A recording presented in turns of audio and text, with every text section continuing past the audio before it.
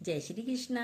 आज भगवत गीता के अध्याय 13 का 29वां श्लोक। और जो पुरुष संपूर्ण कर्मों को सब प्रकार से प्रकृति के द्वारा ही किए जाते हुए देखता है और आत्मा को अकर्ता देखता है, वही यथार्थ देखता है। कैसे देखता है, ध्यान से सुनिए। बोल रहे हैं, जो पुरुष संपूर्ण कर्मों को सब प्रकार से प्रकृति के द्वारा ही किए जाते हुए देखता है। प्रकृति क्या है? हमारे माइंड में प्रकृति क्या आती है? पेड़ पौधे, सूरज, चंद्रमा, यही आता है ना भाई। आज गर्मी हो रही है, आज बरसात हो रही है, आज सर्दी हो रही है, आज ओले पड़ रहे हैं, ये सब प्रकृति है। इसमें मन, इंद्रियां सब प्रकृति हैं। स्वभाव, नेचर, ये भी प्रकृति है। भाई आपका स्वभाव कैसा है, नेचर कैसा है, और हमारा शरीर भी क्या है, सब प्रकृति है। ये शरीर अलग है। हम कहते हैं मैं कर रहा हूँ, मैं कर रहा हूँ, मैं कर रहा हूँ, पर शरीर अलग है, करने वाला कोई और है। कैसे? ध्यान से सुनिए। एक मूर्तिकार बहुत सुंदर मूर्तियाँ बनाता था। उसकी मूर्तियाँ सब तरफ, चारों तरफ फेमस भी थी बहुत। भाई ऐसी मूर्ति बनाता है, बिल्कुल सजीव लगती है, जैसे व्यक्ति सामने बैठा हो, अभी बोलने वाला हो। मूर्तियाँ ऐसी बनाता है वो। उसके जैसी मूर्ति कोई और नहीं बनाता। शेर की भी बनाई तो ऐसा लगता था जैसे शेर अभी बैठा है, सजीव लग रहा है, बहुत सजीव बनाता था। उसकी मूर्तियाँ बहुत महंगी बिकती थी। धीरे धीरे वो मूर्तियाँ तो बहुत अच्छी बनाता था, पर एक एज है, धीरे धीरे वृद्ध होने लगा तो उसे मृत्यु का भय होने लगा। अब तो मैं मर जाऊंगा, अब तो मैं मरूंगा ही, भाई इतना बड़ा हो रहा हूँ, वृद्ध हो गया हूँ, अब तो मैं मरूंगा। पर कोई भी मरना चाहता नहीं है। कोई मरना चाहता है? नहीं मरना चाहता। आत्मा तो कभी मरती नहीं। पर जब आप शरीर के साथ जुड़ जाते हैं तो सोचते हैं अब मैं मरूंगा। पर वो खुद के साथ मान रहा था अब मैं मर जाऊंगा। भविष्यवाणी भी हो गई।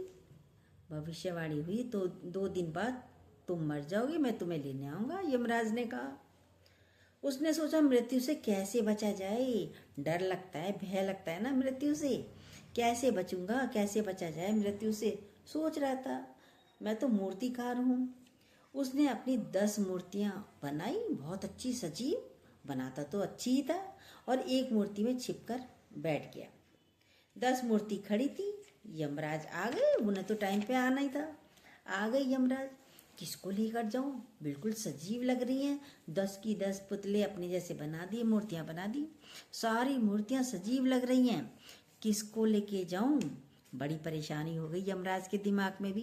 कहते हैं वो भी वापस लौट गए, इतनी सजीव थी।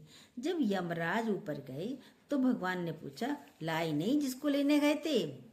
बोले मैं क्या करता, वहां पर तो 10 खड़े थे, मैं किसको लेकर आता? दूसरे को लेकर आता तो गलत हो जाता किसी के साथ। यदि मैं किसी और को ले आता तो गलत हो जाता। भगवान ने उसको उसके कान में एक युक्ति बताई। कहा यमराज भी बोला ठीक है यमराज। अगले दिन यमराज फिर नीचे गए, पहुंच गए। एक एक मूर्ति को देख रहे हैं, बड़ी बारीकी से देख रहे हैं, चक्कर काट रहे हैं मूर्तियों के।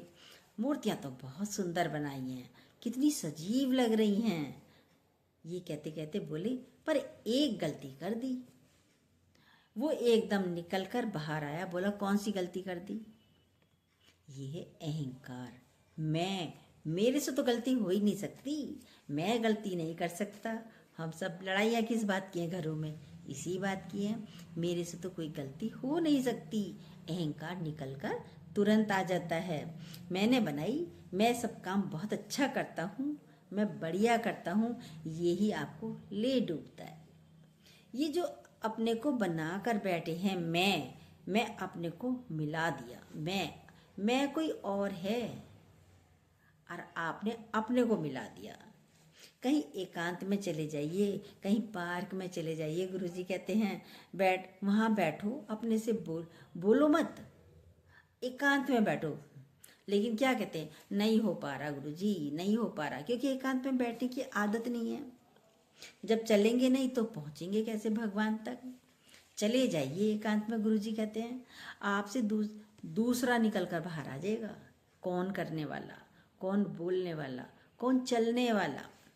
एकांत में अपने साथ जब बैठेंगे ये अनुभव आपको तब होगा। जो देख रहा है देखने वाले को भी जानने वाला, स्थिति बड़ी अलग होती है। बोला आत्मा को अकर्ता देखता है, वही यथार्थ देखता है। पुरुष है आत्मा। पुरुष कौन है? पुरुष है आत्मा। वो कुछ नहीं करता, शरीर से हो रहा है। धीरे धीरे इस अकर्ता भाव में आने का अभ्यास करिए, बहुत निश्चिंतता आएगी। मुझे करना है, ये ही बोझिल हो जाते हैं, पीड़ित हो जाते हैं। मुझे करना है, मुझे ही करना है, मुझे ही करना पड़ता है। एकदम से सारी नसें तन जाती हैं जब सोचते मुझे ही करना है, इतना सारा काम, 2 दिन काम वाली नहीं आएगी, मुझे ही करना है। नसें देखो तन जाती हैं, सिर दर्द हो जाता है। अरे छोड़कर देखिए, छोड़कर बैठिए तो सही, सब हो रहा है। आप खुद हैरान हो जाओगे, प्रकृति में सब कुछ हो रहा है। कोई भी बीमार नहीं होना चाहता, पर फिर भी हो रहे हैं ना। हॉस्पिटल देखो भरे पड़े हैं बीमारों से, डॉक्टर भी हाथ खड़े कर देता है, डॉक्टर भी सारे खड़े हैं। अरे भैया ठीक नहीं हो पा रहे। गुरुजी कहते थे तेरे हाथ में है क्या, तू जान जरा, तू है निर्बल वो बलवान बड़ा। तुम्हारे हाथ में कुछ नहीं है, फिर छोड़ते क्यों नहीं हो? दवाई खाई, ठीक नहीं हुई, अभी दवा भी खा रहे हो, फिर भी क्या हुआ? ठीक नहीं हो पा रहे हैं गुरुजी। अभी ठीक हो, मतलब सोचते अभी ठीक हो जाए, दवा अभी खाई अभी ठीक हो जाए, अभी तुरंत मेरा बुखार उतर जाए, अभी तुरंत मैं बिल्कुल ठीक हो जाऊं, दर्द हट जाए। गुरुजी भी नैनीताल गए एक बार, औरों को भी भाई जाते ही हैं, सत्संगी भी जाते हैं साथ में। गए नैनीताल में, नाव में बैठ रहे हैं, जो ताल में जो है। अब नाव में बैठे तो सब क्या कहते हैं, गुरुजी बता रहे थे, मोना भगवान बता रहे थे, कह रहे एकदम भजन सुनाना शुरू कर देते हैं सब। किताब अपनी अपनी डायरी खोल ली और भजन बोलना शुरू। अरे आप नाव में बैठे हो, वहाँ के पहाड़ देखो ना, अपने वहाँ के तालों को देखो, वहाँ कितनी बत्तखें तैर रही हैं उनको देखो, सौंदर्य को देखो। जो घुमाने गुरुजी लेके गए उसे नहीं देखेंगे? कह रहे भजन तो आप अपने रूम में भी गा सकते हो, गुरु के साथ बैठे हो भजन सत्संग में, तब भी आप भजन गा सकते हो। उस नज़ारे को दिखाने के लिए गुरुजी लेके गए, उसको भी तो देखो। कितना अपने को उलझा रखा है व्यक्ति ने। 40 दिन कमरे में बंद कर देते हैं, तब वो पादरी बनता है व्यक्ति, तब मौलाना बनते हैं। कहते हैं उस कमरे को बिल्कुल बंद कर देते हैं, ना वहाँ पे धूप नहीं जाती, रोशनी नहीं जाती, कोई प्रकाश नहीं जाता। एक छोटी सी खिड़की से या नीचे से खाने की थाली दे दी जाती है। तब 40 दिन सबसे अलग रहे, एकांत में रहे, तब वो मौलवी पादरी बनते हैं। प्रकृति की इतनी जुड़न है तो अलग करने में भी तो समय लगेगा, एकदम तो नहीं लगेगा। तब आप पादरी बने, माना ज्ञानी बने। अपने को शरीर से अलग करिए। अभ्यास से शांति आती है। कर्मों को छोड़ दीजिए, न्यारे हो जाइए, अलग हो जाइए। वही कर्म किसी के लिए बहुत अच्छा है और वही कर्म किसी के लिए बहुत खराब है। शेर खा रहा है किसी को तो हिंसक है, और कोई शेर को मार रहा है तो बड़ा शिकारी है, बड़ा हिम्मत वाला है, इसने शेर का शिकार किया इस व्यक्ति ने, कहते हैं बड़ा हिम्मत वाला है। काम तो वही हो रहा है, कर्मों की गति न्यारी है। अपने को यथार्थ देखना, मैं करने वाला नहीं। खाना बनाइए, हो रहा है। गुरुजी कहते थे, कोई कहता था मैंने रोटी बनाई गुरुजी, अरे रोटी बनाई, तुमने रोटी बनाई? रोटी बेली किसने? बेलन ने बेली। आटा मला, पानी के साथ मला, तुमने क्या करा? पानी नहीं होता तो आटा गूंथो, बेलन नहीं होता तो रोटी बेल कर दिखाओ। वो सब प्रकृति में हो रहा है, सारी प्रकृति है। आटा भी प्रकृति है, पानी भी प्रकृति है, अग्नि भी प्रकृति है। हमने बच्चों को पैदा किया, आपने पैदा किया। देखिए कितने सारे जन हैं जिनके हो ही नहीं रहे बच्चे पैदा। हमने बच्चों को पढ़ाया, पढ़ा लिखा कर बड़ा किया। अरे उसमें बुद्धि नहीं होती तो आप पढ़ा पाते? कितने जने ऐसे हैं मंदबुद्धि, माता पिता पढ़ाते रहते हैं लेकिन बच्चे नहीं पढ़ पाते हैं। हमने उसकी शादी करी, आप शादी कर सकते हो? आप कुछ नहीं कर सकते, सब कुछ भगवान करता है। बेवजह अपने सिर पर लाद कर बैठे हैं, सब हो रहा है। शरीर प्रकृति है। कहता है मैं तो देख रहा हूँ, भगवान तो सब कुछ देख रहा है, सारे कार्य स्वतः ही हो रहे हैं, हम कुछ कर नहीं रहे। कितना अच्छा बोला। प्रकृति क्या है? हमारे माइंड में प्रकृति होता है पेड़ पौधे, सूरज, चांद, ये सब होता है। पृथ्वी घूम रही है, आज गर्मी है, आज सर्दी है, आज ओले पड़ रहे हैं, सब प्रकृति है। ये प्रकृति बाहर भी है, अंदर भी है। इसमें मन, इंद्रियां सब प्रकृति हैं। स्वभाव क्या है? नेचर। आपका जो स्वभाव है ये नेचर है। वैद्य लोग क्या बोलते हैं? बोलते हैं आपकी प्रकृति कौन सी है भाई, कफ की है या वात की है। सबकी प्रकृति भिन्न भिन्न होते हैं। शक्लें भी देखिए सबकी अलग अलग होती है। पत्ते भी सब पेड़ों के बिल्कुल अलग अलग होते हैं, और फूल भी सारे पौधों के अलग अलग होते हैं, एक जैसे नहीं होते। मौसम भी अलग अलग होता है। ये क्या है? परिवर्तन। तो प्रकृति का गुण है परिवर्तनशील होना। आपकी प्रकृति भी बदलती रहती है। बचपन था, फिर जवानी आई, अब बुढ़ापा आ गया। बदल रहे हो, नहीं बदल रहे हो? फिर स्वभाव भी बदलता रहता है, स्वभाव भी बदल जाता है। अभी तो बिल्कुल शांत हो, थोड़ी देर में देखो तो तुम ही गर्म भी हो जाते हो। कोई काम नहीं हुआ तो गर्म हो जाते हो। कभी आप शांत रहते हो, कभी उद्वेग में आते हो, कभी उदास रहते हो। क्यों रहते हैं? ये प्रकृति के गुण हैं। परिवर्तनशील है, एक सी नहीं रह सकती प्रकृति। संसार में कितना भी दुख हो, दुख में व्यक्ति नीचे मुंह करके बैठा रहता है। दुखी हो जाए तो नीचे करके बैठा रहता है। देखो किसी के घर से कोई शरीर शांत हो गया तो पहले तो घूंघट होता था, मुंह ढक के ही बैठा है। अब बताओ व्यक्ति कब तक रोएगा? कितने घंटे कोई रो सकता है? हर समय रो थोड़ी सकता है व्यक्ति।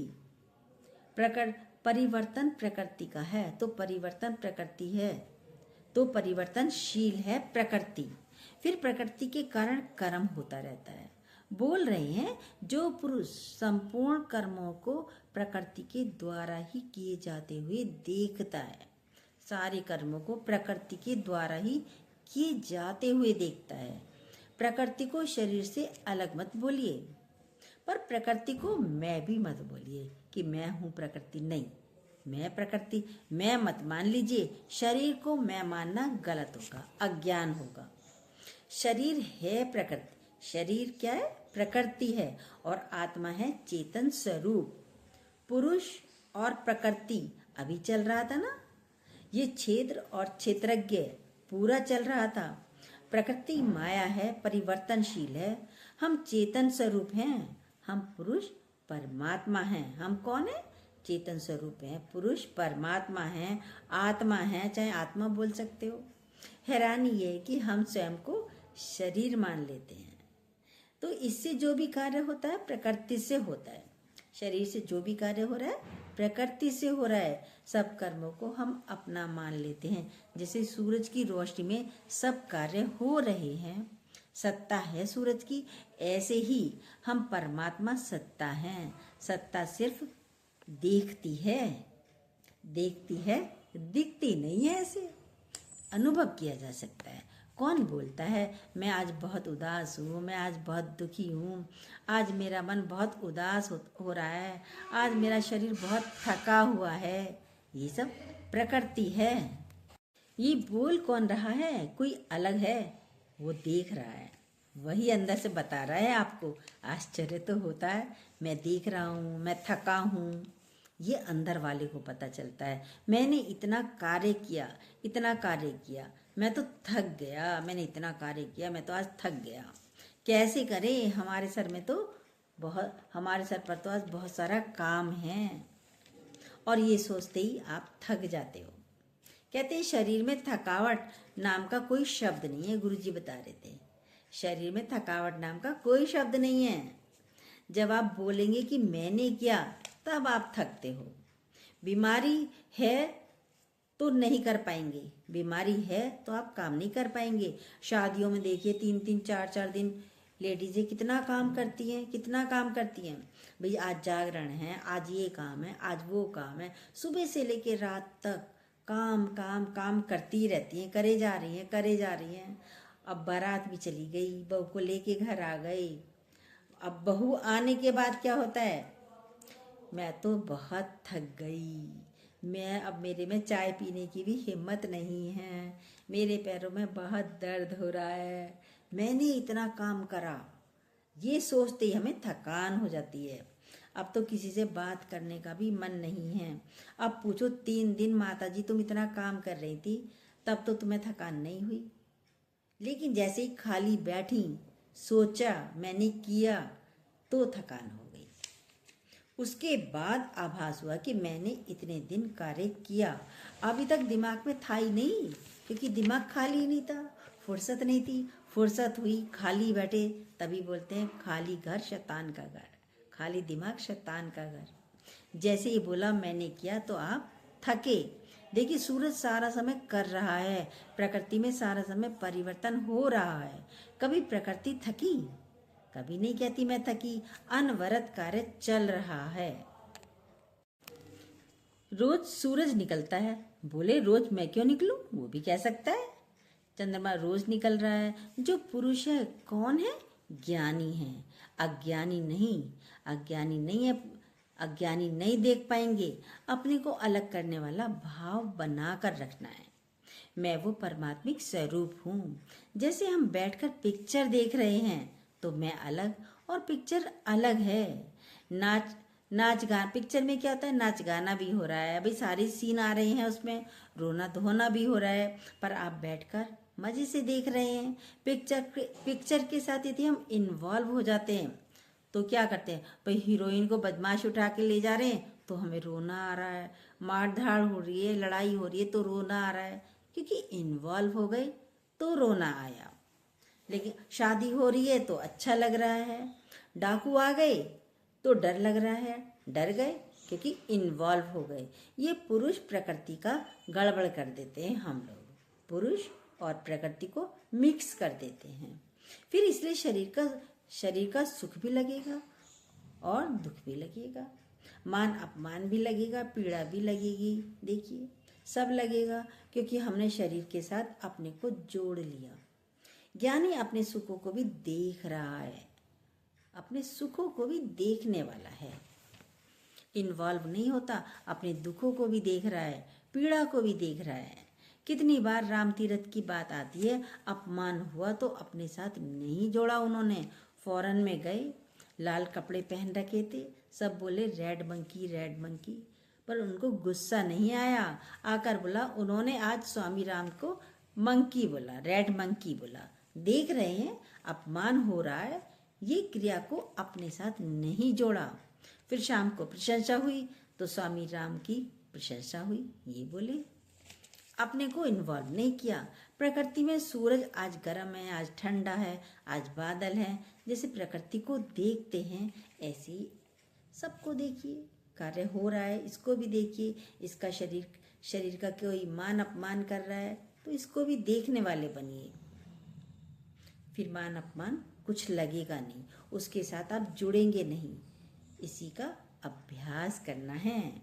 मैं कर रहा हूँ तो मैं थक रहा हूँ, यदि आप बोलेंगे मैं कर रहा हूँ, मैंने इतना किया तो मैं थक जाता हूँ, करके देखिए, प्रयास करेंगे, अभ्यास करेंगे तो पता चलेगा। एक कारपेंटर था, बहुत सारा काम करता था, मजदूर था, जाकर संत से बोला, मैं इतना सारा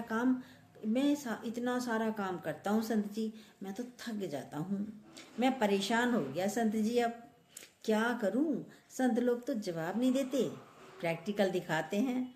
ले गए संत जी नदी के किनारे पर, देखो क्या है, ये नाव है यहाँ पे, क्या कर रही है, बह रही है, चल रही है। बोला कोई है, कोई चला रहा है। कह रहे भाई अगर नाव को ना चलाए तो क्या चलेगी, भाई हाँ वो कोई चला रहा है, अगर नाव को ना चलाए तो तब भी नाव तो चलेगी, नाविक हट जाए, नाव पानी में छोड़ दो, नाव तो चलेगी।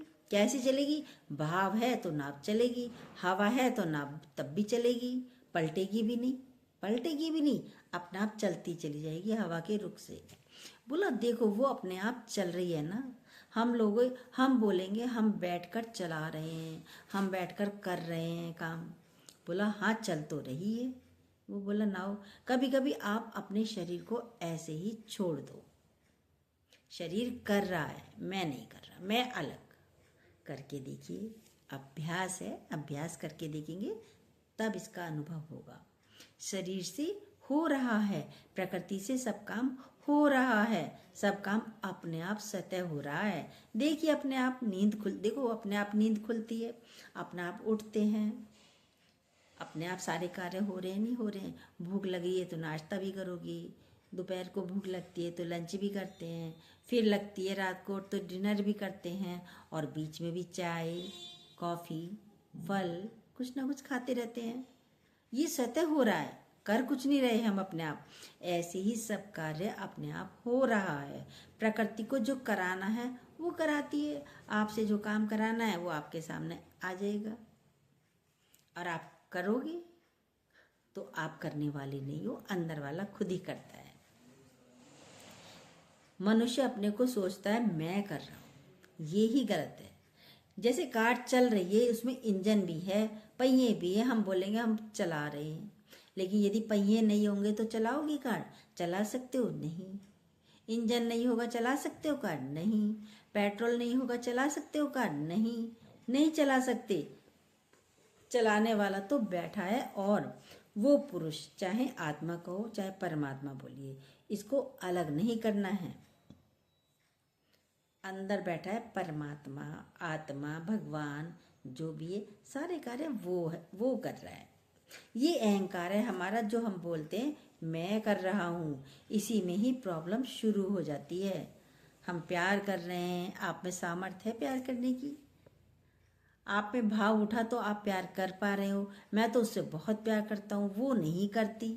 अरे हो रहा है, क्यों अपने सर पर लाद कर चलते हो कि मैं कर रहा हूँ, ये मैं ही कर, ये जो सबकी मैं लेकर डूब जाती है, तभी आप थकते हो। मैं कर रहा हूँ, मैंने किया, इतना कार्य किया, तभी आपके सर में दर्द होता है।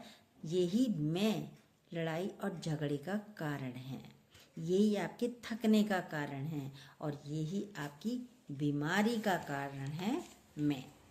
तो इस मैं कौन, पहले ये भी तो जानिए। अभी तो आपको यही नहीं पता, करने वाला कौन।